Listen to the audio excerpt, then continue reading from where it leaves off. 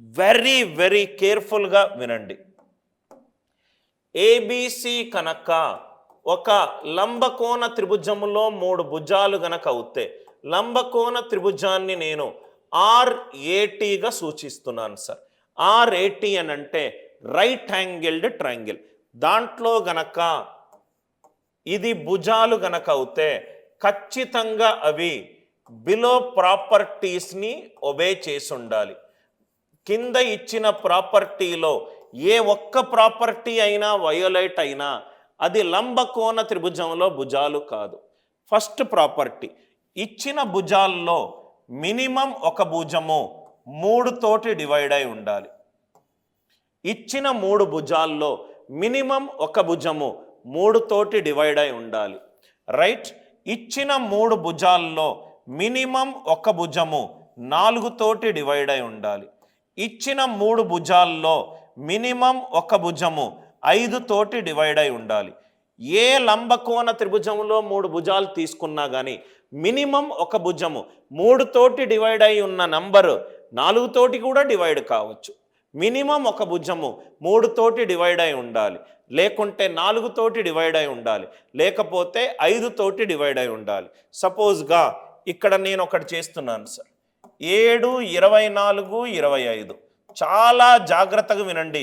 మీకు జనరల్గా local text బుక్లో ఇది చెప్పకుండా డైరెక్ట్గా రైట్ యాంగిల్ ట్రయాంగిల్ కాన్సెప్ట్ చెప్తారు. 7, 24, 25. ఇచ్చిన 3 భుజాల్లో మినిమం ఒక భుజము 3 తోటి డివైడ్ అయి ఉండాలి. 24 3 తోటి డివైడ్ అయి ఉంది. మినిమం ఒక భుజము 4 తోటి డివైడ్ అయి ఉండాలి. 3తో డివైడ్ అయి ఉన్నది కూడా 4తో డివైడ్ అయి ఉండొచ్చు. మూడిట్లో ఒక నంబర్ 4తో డివైడ్ అయి ఉండాలి. ఉందా సార్? ఉంది. రైట్. మూడిట్లో ఒక నంబర్ 5 తోటి డివైడ్ అయి ఉండాలి. 25 అది 5తో డివైడ్ అయి ఉంది. అది కాకుండా ఏది ఉన్నా కానీ అది లంబకోణ త్రిభుజ భుజాలు కాదు. లంబకోణ త్రిభుజ భుజాలు కాదు. సపోజ్గా 9, 37, సపోజ్గా 42, 9, 37, 42 అని ఉంది. ఇది లంబకోణ త్రిభుజ భుజాలా కాదా అని నేను మిమ్మల్ని అడిగితే అనిల్ సార్ ఏమన్నాడు? మినిమం ఒక భుజము 3 తోటి డివైడ్ అయి ఉండాలి. ఎస్. మినిమం ఒక భుజము 4 తోటి డివైడ్ అయి ఉండాలి. 37 4తో డివైడ్ కావట్లేదు, 42 4తో డివైడ్ కావట్లేదు, చెయ్యాల్సిన అవసరం లేదు. ఈ 3 భుజాలు లంబకోణ త్రిభుజ భుజాలు కావు. చాలా ఇంపార్టెంట్ పాయింట్ సార్. రైట్. ఇది అండ్ కండిషన్, ఆర్ కండిషన్ కాదు. అంటే మినిమం ఒకటి 3తో డివైడ్ అయి ఉంటుంది లంబకోణ. 3తో మినిమం ఒక భుజము 3తో డివైడ్ అయి ఉండాలి. మళ్ళీ రెండో కండిషన్ మినిమం ఒక భుజము 4 తోటి డివైడ్ అయి ఉండాలి. మూడో కండిషన్ మినిమం ఒక భుజము 5 తోటి డివైడ్ అయి ఉండాలి. పైథాగోరియన్ సిద్ధాంతములో ఉన్న ఏ ట్రిప్లెట్ తీసుకున్నా ఈ కండిషన్ సాటిస్ఫై అవుతుంది. అన్ని వాల్యూలు ఒకసారి చూసుకోండి సార్. మీకు ఏ వాల్యూ తీసుకున్నా 16, 63, 65 3 భుజాలు ఉన్నాయి. మినిమం ఒక భుజము 3 తోటి డివైడ్ అయి ఉండాలి. 63, 3 21 63. మినిమం ఒక భుజము 4 తోటి డివైడ్ అయి ఉండాలి. ఏదైతే భుజం 3తో డివైడ్ అయి ఉందో అది 4తోటి కూడా కావచ్చు. చూడంగానే 3తో డివైడ్ అయిందా, 4తో డివైడ్ అయిందా, 5 తోటి డివైడ్ అయిందా? 3 తోటి డివైడ్ అవ్వాలి, 4 తోటి డివైడ్ అవ్వాలి, 5 తోటి డివైడ్ అవ్వాలి. ఈ కాన్సెప్ట్ ఎప్పుడు చెప్తున్నాను నేను? 3 ట్రిప్లెట్లు ఈ 3 యొక్క గాసాబా ఒకటైనప్పుడు దాన్ని డెరైవ్ చేసి 3, 4, 5ని ఇంటూ 2 చేసి అట్లా కాదు సార్. బేసిక్. ఇప్పుడు 6, 8, 10 ఉంది. ఇది ఎక్కడి నుంచి డెరైవ్ అయింది? 3, 4, 5 ఇంటూ 2 నుంచి డెరైవ్ అయింది. ఇవన్నిటికీ గాసాబా ఒకటి. 3 వాల్యూలు తీసుకొని చూడండి. 3, 4, 5 గాసాబా 1, 5, 12, 13 గాసాబా 1, 7, 24, 25 గాసాబా 1. మినిమం 3 భుజాల్లో ఒక భుజం 3తో డివైడ్ అయి ఉండాలి. ఎస్. మినిమం ఒక భుజము 4తో డివైడ్ అయి ఉండాలి. ఎస్. మినిమం ఒక భుజము 5తో డివైడ్ అయి ఉండాలి. ఎస్. మూడు భుజాలు గనక ఇచ్చి, చాలా ఇంపార్టెంట్, నోట్స్లో రాసుకోండి, మీకు అర్థమైనట్టు రాసుకోండి. ఇది తెలియకుండా డైరెక్ట్గా c² = a² + b² చేయకూడదు. మూడు భుజాలు, అది లంబకోణ త్రిభుజ భుజాలా అవునా కాదా అని చెక్ చెయ్యడానికి ఒక టెస్ట్. మూడు భుజాల్లో 3 తోటి మినిమం ఒక భుజం ఉండాలి. ఏ భుజము 3 తోటి డివైడ్ కాకపోతే కొట్టేసేయండి, అది లంబకోణ త్రిభుజ భుజాలు కాదు. మూడిట్లో ఒక భుజము 4 తోటి డివైడ్ అయి ఉండాలి. మినిమం 3 భుజాల్లో ఒక భుజము 5 తోటి డివైడ్ అయి ఉండాలి. చాలా ఇంపార్టెంట్ కండిషన్స్, రైట్? కాన్సెప్ట్ని నేర్చుకునే విధంగా నేర్చుకోండి, ఏది బట్టి పట్టొద్దు. నేను ఇక్కడ ఏం చెప్పాను సార్? ఒక భుజము, అది నేను బేసి సంఖ్య తీసుకుంటున్నాను, సెకండ్ కండిషన్, సరి సంఖ్య తీసుకుంటే 2 కంటే ఎక్కువ ఉండాలి కాబట్టి 4 తీసుకుంటున్నా. ఒక సరి నంబర్ని నేను వర్గం చేస్తే అది 4 తోటి భాగింపబడుతుంది, అందుకే 4తో డివైడ్ చేశాను. 16/4, 4, ఒకటి తగ్గిస్తున్నా ఒకటి పెస్తున్నా. 4 - 1 3, 4 + 1 5. అదే 6 ఉందనుకోండి, దాన్ని స్క్వేర్ చేస్తున్నాను, 4 తోటి డివైడ్ చేస్తున్నాను. 36/4 అంటే 9. ఒకటి తగ్గిస్తున్నాను ఒకటి పెంచుతున్నాను, ఇది 8. 8² / 4, 64/4, 16. ఒకటి తగ్గిస్తున్నాను ఒకటి పెంచుతున్నాను, 8, 15, 17. అట్లా మీకు ఏవైనా ట్రిప్లెట్లు రావచ్చు సార్. 10 తీసుకుంటే స్క్వేర్ చేస్తున్నాను, 4 తోటి డివైడ్ చేస్తున్నాను. 100/4, 25. ఒకటి తగ్గించుకుంటున్నాను ఒకటి పెంచుకుంటున్నాను. 10, 24, 26.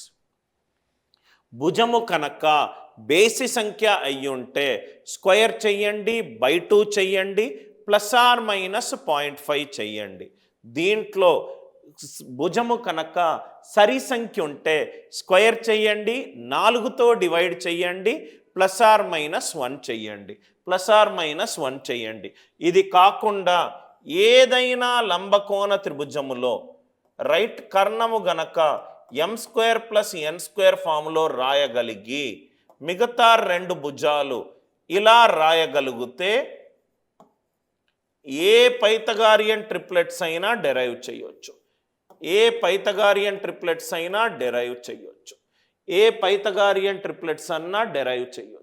Are you all with me? m² - n² 2mn. 2mnగా 2 భుజాలు ఉంటే కర్ణం ఏమవుతుంది? m² + n² అవుతుంది. అంటే కొన్ని ఎగ్జాంపుల్స్ వేస్తాను సార్. నేను సపోజ్గా నేనేమనుకుంటున్నాను అని అంటే, సపోజ్గా దీనిని 24 అనుకుంటున్నాను. ఒక భుజము 24. 24ని m² - n²గా రాయొచ్చా? ఎస్, రాయొచ్చు. 5² - 1²గా రాయొచ్చు. 25 - 1 ఏమవుతుంది? 24. అంటే ఇది 2, ఇది 5, ఇది 1. ఇక్కడ ఏమవుతుంది? 5² + 1². 25 + 1 ఎంత? 26. ఇదెంత? 10. ఇదెంత? 24. మీరు క్యాల్కులేట్ చేసిన 10² + 24². 10² ఈజ్ 100, 24² ఈజ్ 576. 576 + 100, 676, which is 26². లంబకోణ త్రిభుజములో 3 భుజాలు ఈ ఫాములో ఉంటే మీరు ఏదైనా సహజ సంఖ్య మైండ్లో పెట్టుకోండి సార్. ఏదైనా సహజ సంఖ్య, ఇప్పుడు 80 అని ఉన్నది కన్నా, 80 అని ఉన్నది, 80 అని ఉంటే అది ఈ భుజమైనా తీసుకుందాం. 82mn, 80 ఉంటే ఎలా రాయొచ్చు? 2 × 40గా రాయొచ్చు. mని 40 తీసుకొని nని 1 తీసుకుంటే నాకు 40² - 1², 40² + 1². ఎట్లా 40ని చాలా రకాలుగా రాయొచ్చు. కాబట్టి చాలా పైథాగోరియన్ ట్రిప్లెట్లు ఎంటర్ అవుతాయి. 2 ఇంటూ 8 ఇంటూ 5గా రాయొచ్చు. ఇది 8 స్క్వేర్ మైనస్ 5 స్క్వేర్, ఇది 8 స్క్వేర్ ప్లస్ 5 స్క్వేర్. అలా మనకు పలు రకాల వేస్ రావచ్చు. చాలా ఇంపార్టెంట్గా మీరు నోట్స్లో రాసుకున్నారనుకుంటా, మళ్ళీ రిపీట్ చేస్తున్నాను. పైథాగోరియన్ ట్రిప్లెట్లో 90 డిగ్రీలకు ఆపోజిట్ ఏదైతే భుజం ఉంటుందో దాన్ని మనము కర్ణము అని అన్నాం. కర్ణము whole square is equivalent to side 1 square plus side 2 square. భుజాల్లో ఒకటి బేసి సంఖ్య, ఒకటి సరి సంఖ్య. బేసి సంఖ్య తీసుకున్నప్పుడు స్క్వేర్ చేయొచ్చు, బై 2 చేసి ప్లస్ ఆర్ మైనస్ 0.5 చెయ్యాలి. సరి సంఖ్య ఉన్నప్పుడు స్క్వేర్ చెయ్యండి, బై 4 చెయ్యండి, ప్లస్ ఆర్ మైనస్ 1 చెయ్యండి. స్క్వేర్ చెయ్యండి, బై 4 చెయ్యండి, ప్లస్ ఆర్ మైనస్ 1 చెయ్యండి. పైథాగోరియన్ ట్రిప్లెట్లో 3 భుజాలు పైథాగోరియన్ సిద్ధాంతాన్ని సాటిస్ఫై చేస్తుందా లేదా చెప్పడం ఎట్లా? 3 భుజాల్లో ఒక భుజము ఖచ్చితంగా 3 తోటి డివైడ్ అయి ఉండాలి. 3 భుజాల్లో ఒక భుజము 4 తోటి డివైడ్ అయి ఉండాలి. 3 భుజాల్లో ఒక భుజము 5 తోటి డివైడ్ అయి ఉండాలి. ఆ కండిషన్ అండ్ కండిషన్. ఒక భుజం 3తో డివైడ్ అవుతే డైరెక్ట్గా ఎస్ అని చెప్పి టిక్ మార్క్ పెట్టకండి. 3తో డివైడ్ అయి ఉండాలి, 4తో డివైడ్ అయి ఉండాలి, 5తో డివైడ్ అయి ఉండాలి. And condition. 3 కండిషన్లు సాటిస్ఫై కావాలి. 3 కండిషన్లు సాటిస్ఫై కావాలి. జనరిక్గా రైట్, ఇది M square plus M square అవుతే ఇది ఎం స్క్వేర్ మైనస్ ఎన్ స్క్వేర్, ఇది 2mn.